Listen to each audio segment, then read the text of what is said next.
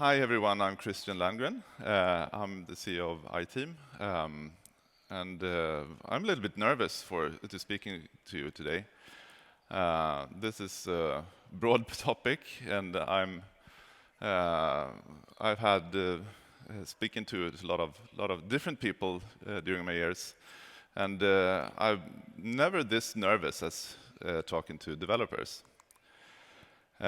This is me in China speaking to tens of thousands of Chinese students in a competition for innovation.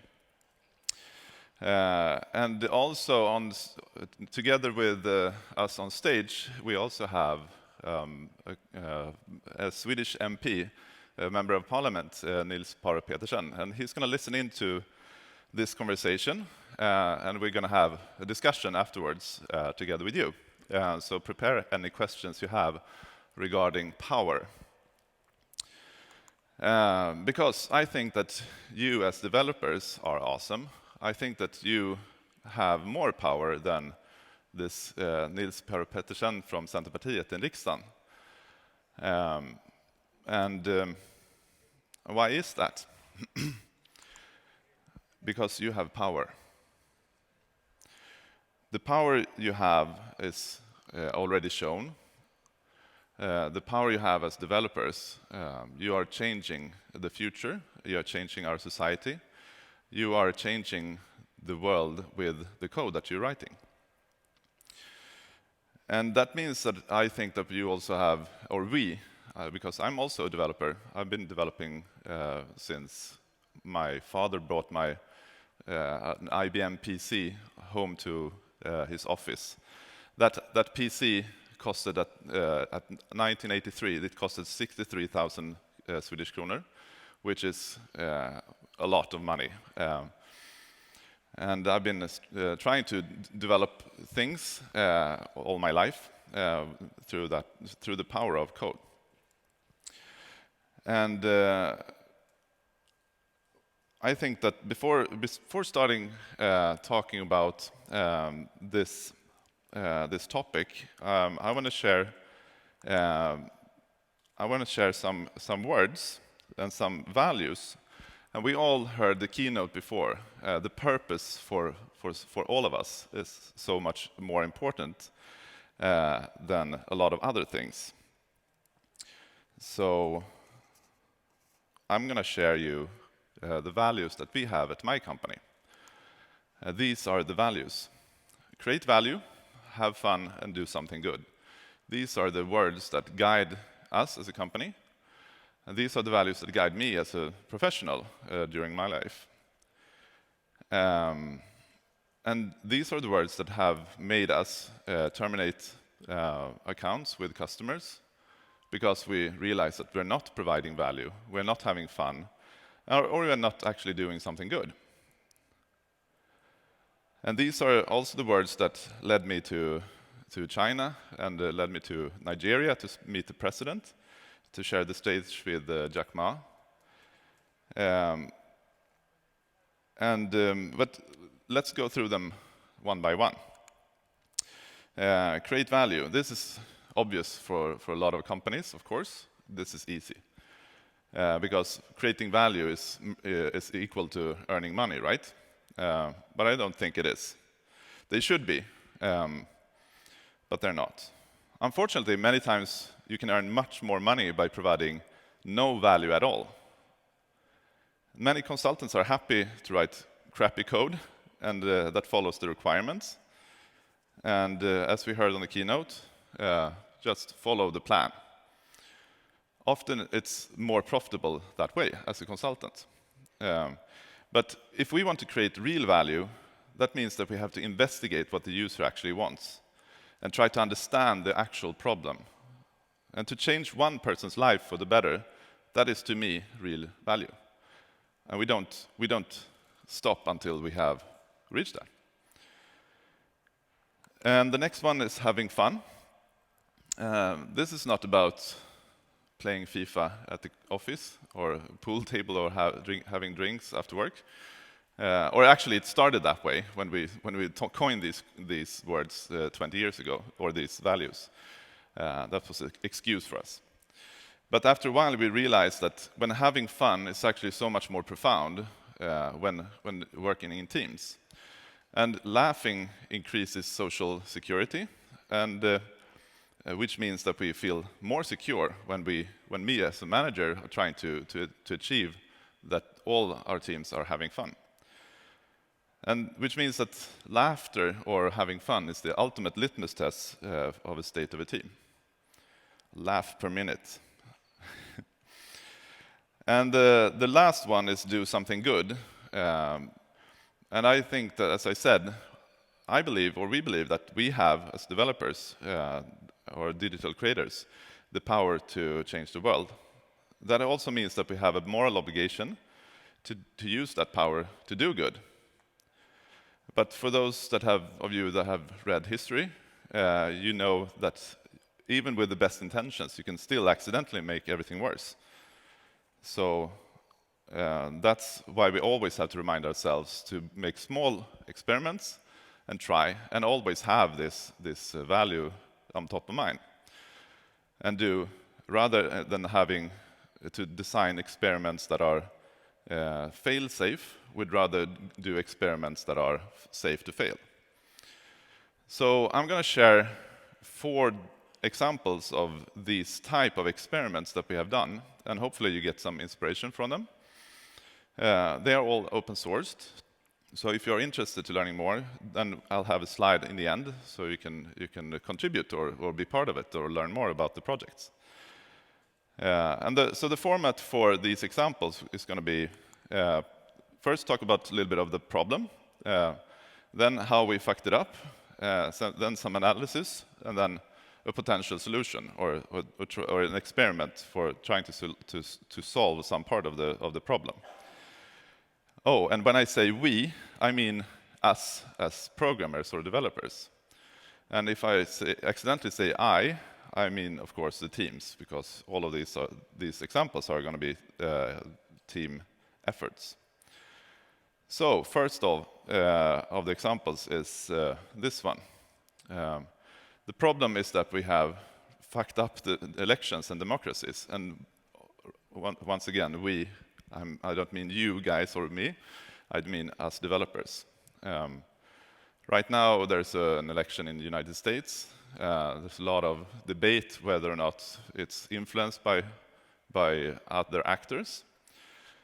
And to try to mitigate this, me and Johan, who sits here, and another part of the group, we decided to try to visualize this type of illegal activities. So we decided to focus on Facebook. This was before the general election in Sweden, 2018. And we just had a very simple idea, like what happens if we started to visualize how the social graph looks like.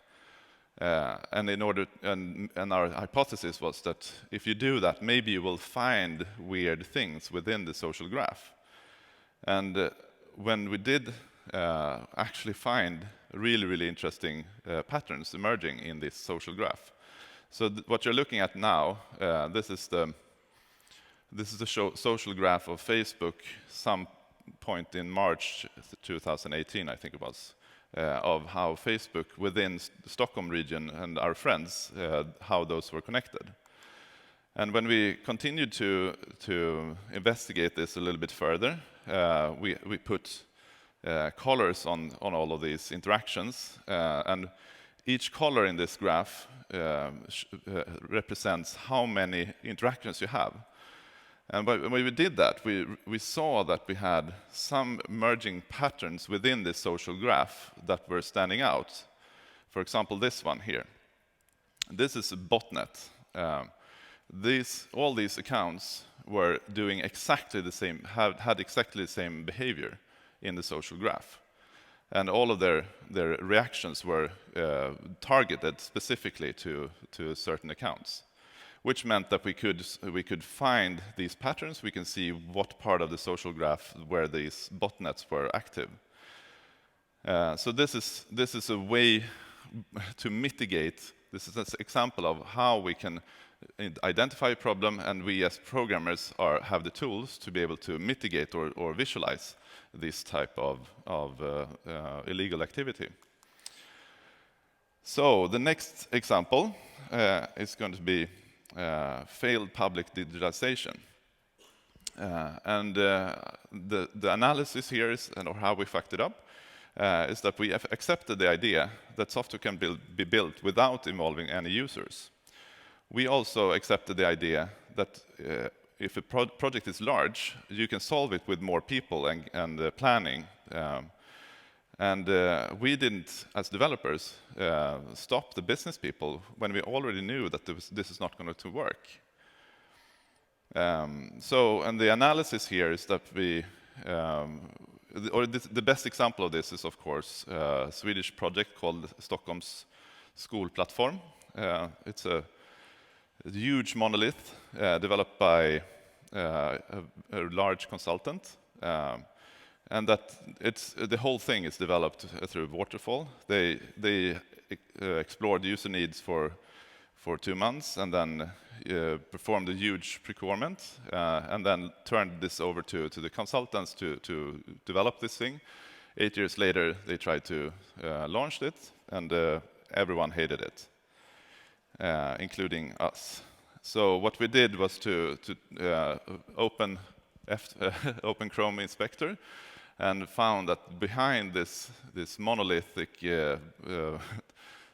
tool for parents and teachers, they had an API, or I'm saying with quotes because it's not the best API you would have seen. But we opened the web inspector, and we created a new app that actually looked at the same API and launched this. And what happened after that was that the city of Stockholm, they reported us to the police. So that was a little bit of a bummer. But so actually we had 2 police officers in my living room asking us questions about how we did this, because in the report they said we were intruding into the infrastructure of the city. And when the police heard that the only thing we have done was press F12 on our keyboard, of course the charges were dropped. But also this, of course, is a really good example of the problem that is so obvious to everyone, that you are doing all of these waterfall projects, and the cost of this whole project, the huge monolith, was 100 million euros, which is of course a lot of money, especially considering that the average user rating for this app was 1.1 in the App Store. And our app that we created during the Christmas break of 2 years ago, it received 4.5 in user rating, just by asking users, which itself was ourselves, because we were parents. So this is one example what you can do as developers. When you see a problem, you try to find a solution to it and explore and visualize and understanding the problem a bit more. So the third example that I'm going to show today is around climate change.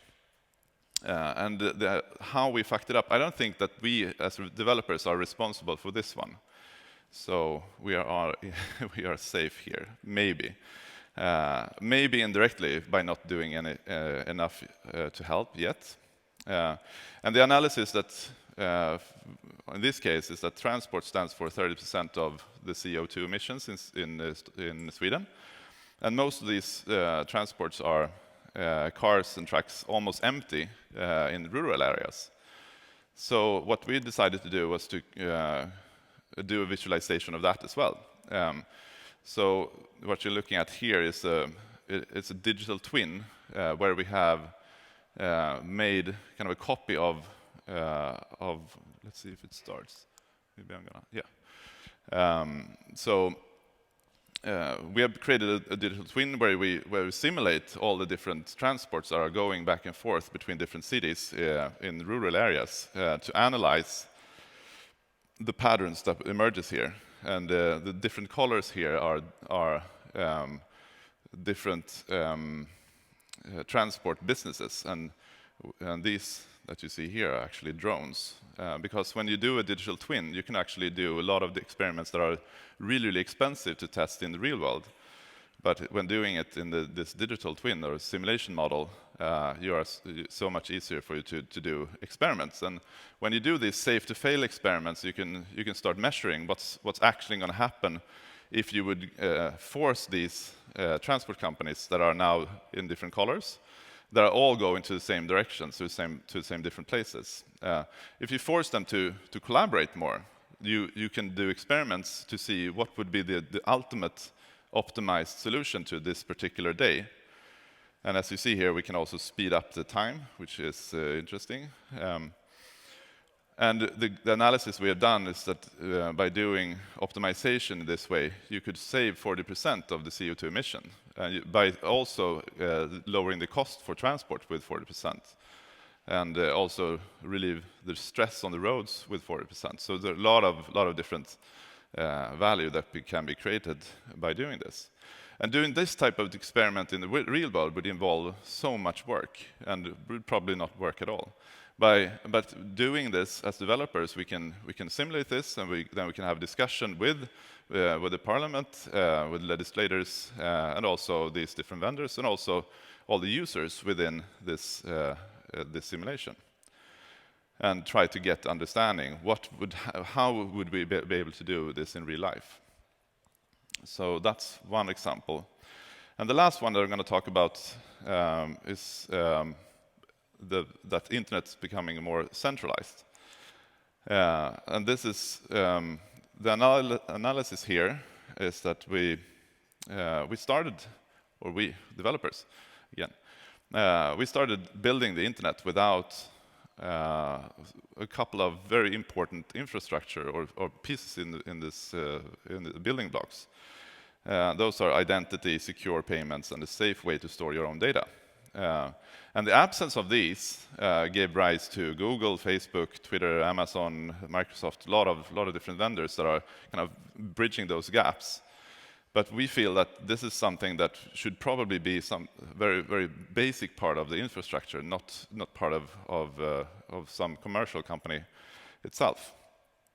So what we did here was to create an app called Egendata, which uses encryption instead of trust. So you can store your data safely in this app, and then you can share the data between all the different services out there when they need your data. And now we are doing a very small implementation of this in the public sector, where we take information from the IRS and the migration agency and the unemployment agency, and we are putting that together in this app, and then we could share that data to the job market, which will increase the speed in how fast you can get a new job, and also in healthcare and also in school. But if you think about these examples that I've showed and try to see what's the pattern between them, I think all of them describes quite complex problems. And complexity is typically something that have no apparent connection between cause and effect. So when you change one thing, you will have a new type of problem. And probably all of you see this, like you have new ideas when I show this, like, but what if this and this happened, and then this and this is going to happen, and this is going to change. So that's where we are right now. And it can be really, really hard to find simple solutions to complex problems, because our brains are not really good at understanding complex systems. We like to find simple explanations for two things, even if there are no really accurate solutions to a complex problem. And this is called simplicity bias. And the simplicity bias can lead to us making bad decisions when we are faced with complex problems. We might try to apply the simple solutions to the complex problems, even though they might not work.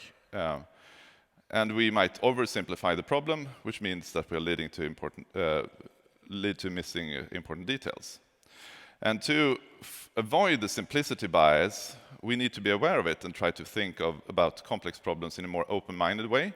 And we need to be willing to experiment and learn from the mistakes.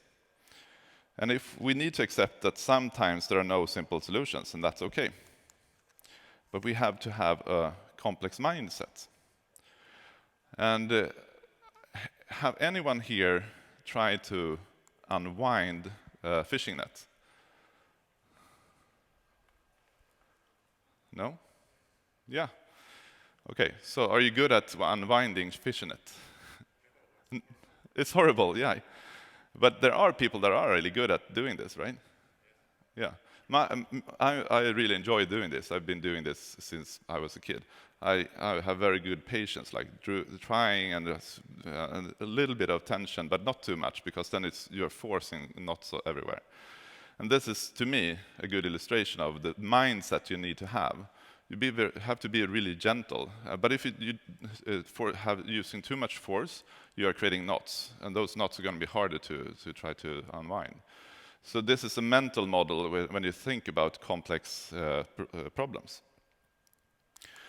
But if you compare those type of problems with kind of more complicated ones, building the Öresundsbron right outside here, they managed to build it from two sides, from the Denmark side and the Swedish side, and they arrived exactly at the right millimeter. That's not a complex problem, that's an engineering problem. Those type of problems needs to have a plan, but there's a difference in nature between these two types of problems. And I think that our society is really good at solving the complicated ones, but we're really bad at solving the complex ones. And now is the time in history that when we need to kind of have to get this fishing net mentality, this complex mindset, in order for us to solve these issues that we have at hand. I'm running a little bit late on time. I want to have also Niels part of the conversation. So I'm just going to rush through these things. This is part of the solution part of this talk. When we look at a house, a traditional house, you would plan this. It would work. It would require you to know in beforehand how big a house would be before you start building it, right? So you build the foundation exactly to support the whole structure of the building. But when we build a digital house, it's not necessary for us to know in beforehand how big the house would be. So that means that we can actually build a house that looks like this. A really weird looking house where you sell the first apartment at the highest floor, and then you build the foundation structure for the rest of the house. And then when you sell the next apartment, you are continuing into building the foundation, the structure, and the rest of the features that the house would require. And this is to illustrate that our words that we usually use, like foundation and architecture and engines and all of these things, those words come from the old age when you had those luxury of making a plan and then following it. But we need new words because those words tend to give us mental models in our head that looks different than the mental models that you probably should have when you're working with digital products. So this is just an idea of a mental model that you can have in your discussion about these things. Are we building the apartment, or are we building the structure around it? And the answer is obviously to both build the apartments and the structure as well. There's always time for tea. So this is, of course, what's called agile. And as we heard on the keynote, we have to really be true to agile. We need to go back to the original agile and not be stuck in all these safe waterfally projects. So I'm going to skip over these last slides and then bring us to the summary. before inviting Niels into the conversation. So the summary here is that we have the power not only to fuck things up, but also make things right. But we need to start thinking in new ways, have new words. We have to start solving the actual problems at hand. We need to be better at communicating the nature of the problem to our stakeholders, and this is really important. Is this an easy problem, complicated problem, or complex problem? And we have to say no when we realize that we aren't part of the solution, and we need to work together in small increments towards our goals and to do safe-to-fail experiments. And I encourage you to find your values, your own guiding principles. Otherwise, you might accidentally create a new problem for our kids, as if they didn't have enough problems from our generation to deal with. So let's call the politician. Niels, are you here? Please. I hope I am. Yes. Very good. At least. Thank you so much for joining us. I hope you heard the talk. We had a little of extra technical issues before this talk. You were supposed to be here on stage, but you're not.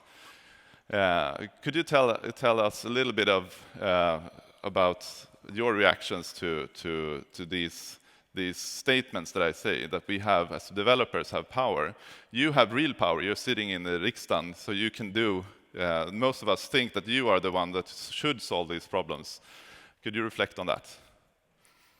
Yeah, well, of course, I'm part of the parliament here in Sweden, and that should give me power.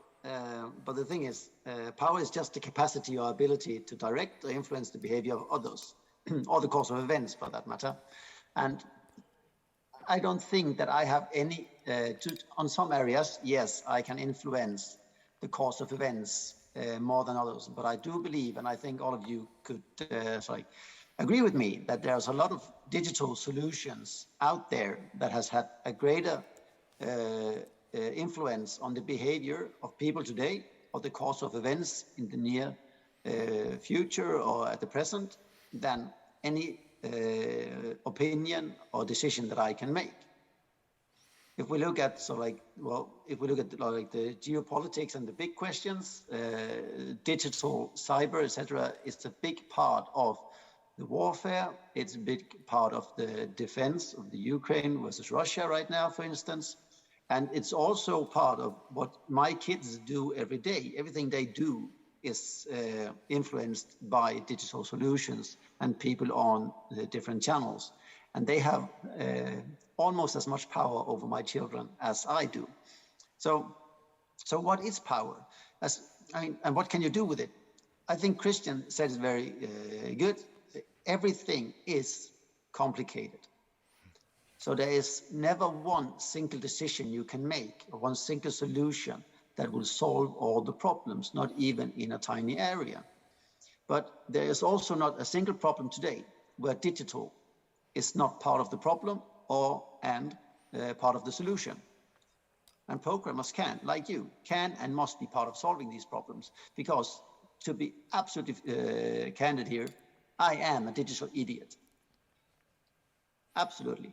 I know absolutely nothing about programming, and I'm lacking a vocabulary that is even anything near Christians when it comes to creating digital solutions.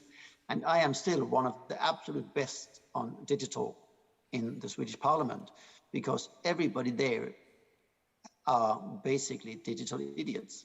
We do not know what has to be done to solve a specific problem. And that is why we, time and time again, get these monoliths. We get closed monopolies, which we should replace by open source. We get closed data instead of public data. We get the inability to share data, etc. And that is because we who order these systems do not have the capacity or the capability of actually making demands that go all the way and that makes sense to programmers to create, and actually means that programs have no choice but to create solutions that are made for a modern world. And we can't do this without your help, because you're the ones creating the solutions. And if we don't understand what we should ask, We cannot ask for the right thing. So you have to help us understand the realities of what is possible. And you also have to expand what is possible. And that is where the real power is.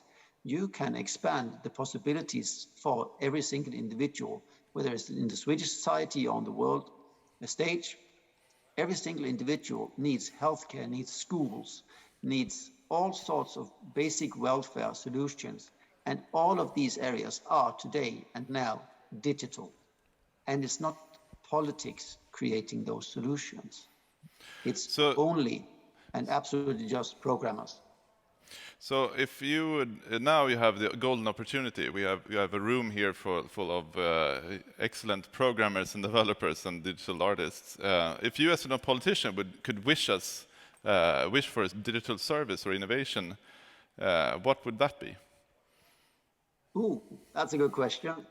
Well, basically, what I would like the most, it's a bit of a Swedish perspective here, but one of the things that I care for about the most is basically that there's a lot of kids not going through school and actually getting the education they should have, and that gives them the possibilities to create their own future, which means that unemployment, gangs, etc. And we have absolutely no idea about which steps there are in the development of each kid. When is it that perhaps a 3-year-old or an 8-year-old is all about knowledge, is very interested in school, and suddenly they just slump and they don't want to do it anymore? When does it happen? When is that individual? What does that individual need? We have a few services where we can see that with the people who fail maths, it's a very, very tiny part of maths that most of them, I think it's about 70%, do not manage. So the ones that do not manage that, we just have to help them a little bit more in that specific area. Then we can make everybody actually pass math, and that gives them jobs, that gives them possibilities in the world.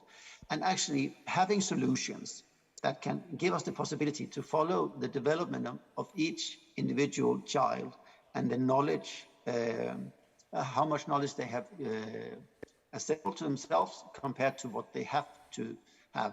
That would be an absolute game changer of the possibility to get every kid in Sweden and the world the education they actually need. And that is the first step to create a better world for them and for everybody else. Mm. And I'm going to soon open the floor for more questions to Nils or to me in this topic. So please figure the best questions out. I'm not sure if we have a microphone. Otherwise, I will. Yeah, you have an hour. Okay, perfect. But the last question to you that I have is that I feel a huge responsibility as a parent and as a grown-up adult this is part of my generation. We need to do something about it. Do you feel that we as developers, because of the powers that we have an extra responsibility to take on some of these challenges that we have? If that's a question to me, then yeah, of course. Everybody who has the possibility to make a better world also has a responsibility to actually do it. That goes for me as well as for you. Yes. So if we can get the microphone over here, and if we have any of you other here, do you have a question? Yeah. If you just say your name and then your question. I think they're gonna. Yeah. Now you can ask the question. Hello. Perfect. Okay. Hi. My name is Ildana. Thanks for the talk. The question I had is that you mentioned that there's U.S. elections, and we know so much. It's almost like a reality show, even though it affects so many people. And there's a lot of talks about it being influenced by all the botnets and how a lot of organizations change people's perspective on politics and feed them certain information, stuff like that.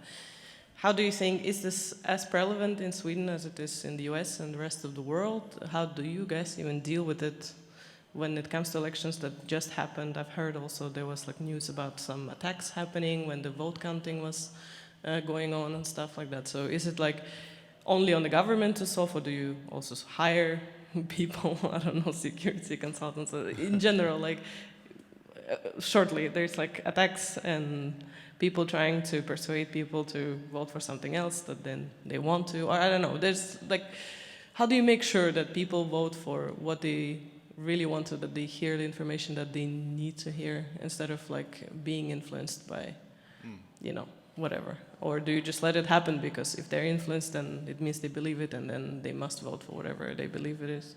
I don't know, is it something you should be involved in, or is it on every person's responsibility, basically? That's my question. Yeah. Niels, do you want to answer if the government have any extra activity to find these before it's too late? These hidden activities that are lurking around in the social networks. Well, I can try a bit, anyways. So we've just developed an authority on psychological defense that has started up to try to help get the public aware, you increase awareness about what the problem actually is, and to sort of be able to spot what is real information, what are real people, what is sort of a part of a bigger scheme to distort what is actually true. But that, of course, does not go a very long way. The other part of it is, of course, the actual platforms themselves, which have a large responsibility in this, and the European Union is increasing the pressure there. Of course, Sweden is not quite as interesting to influence, of course. The Swedish Prime Minister does not have as much power as the American president, so of course there's a larger interest in affecting the elections in the US. There's also a lot less people voting in the US, so it's easier to switch the vote. But we have the problem here as well, definitely. And Sweden, we can see that when it comes to other sorts of attacks on the society in the digital sphere, Sweden is actually attacked more than the US on, for instance, Microsoft's platforms, etc. So there is a lot of things left to do. So it's an enormous problem, but we also have to remember there has always been disinformation. There's always been lies going around. The difference now is the scale and there's a bigger plan from other parties that wasn't in the same way earlier. Yeah. Thank you so much for that. And I can also add that MSB, they made, for the last election, they made a really big survey and analyzed all the tweets and found that 6% of all the interactions on Twitter during the election in the election discussion were from fake bot accounts. So 6%, that's pretty much. So we do have this in Sweden as well. Yeah. So we had one more question here, and please, if you have anyone else are sitting with a very, very good question around here, and we have one over here. So yeah, but please continue. My question is, there is a saying that if we don't learn from history, we are doomed to repeat it, right? So the thing that during COVID I came to know, I'm coming from Canada.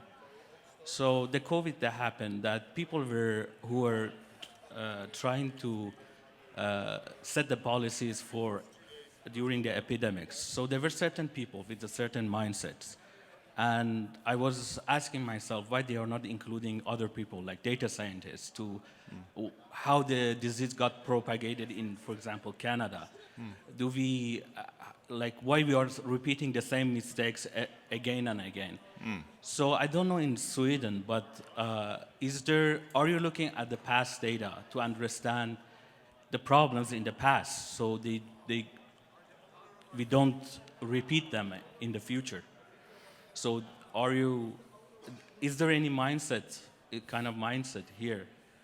Because I was in Canada, I can say, not for all, but limited people with the certain professions are dealing with this, and I feel like now we are living in a world with the complex, as you said, problems, and we need to include more people from different professions with different perspectives?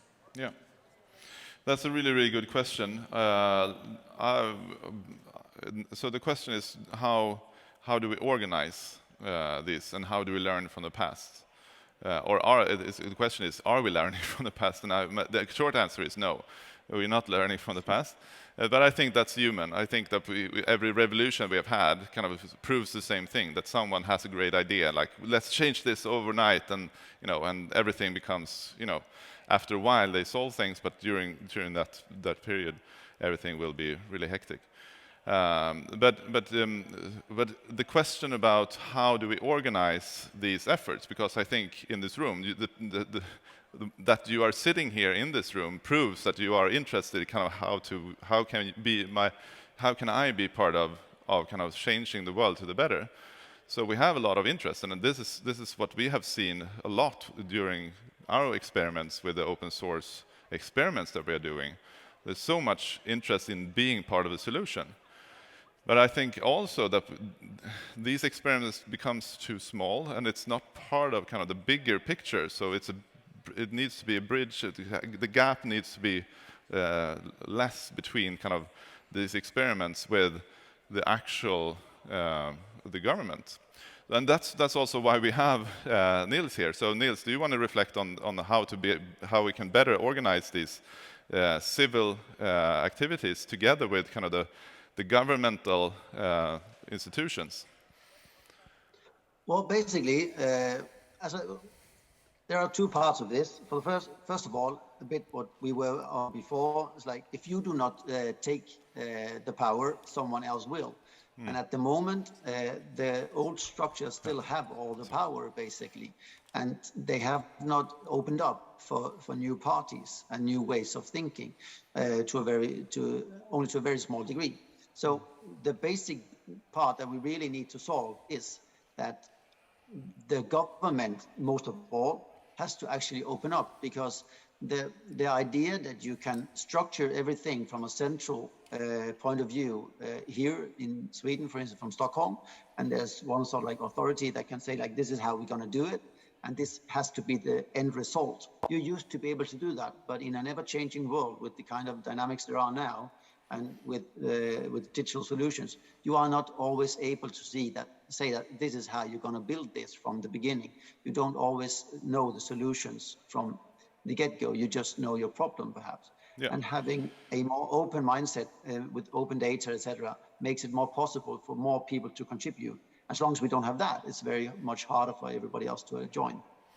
All right, so that was the final words for this session. And as you can hear and see for yourself, that we are a lot of people that wants to help, and you see also here that there are interest to get that help. So please be part of this conversation. Please use the open source and find us on GitHub, and contact me in the mingle if you want to learn more about this. And thank you so much, Niels, for your contribution. I hope the labor and your wife works good and be properly delivered there. So thank you so much for us.